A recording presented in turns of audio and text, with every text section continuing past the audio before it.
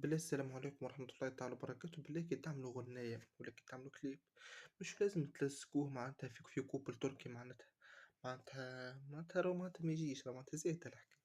تو مثلا كل ما نحط معناتها كوبل تركي يجينا عليه غناية معناتها غناية مثلا غناية رومانسية غناية معناتها كان تعملوا غناية للفنانين الكل هذا الفنانين معناتها العرب معناتها واللي معناتها مش معرب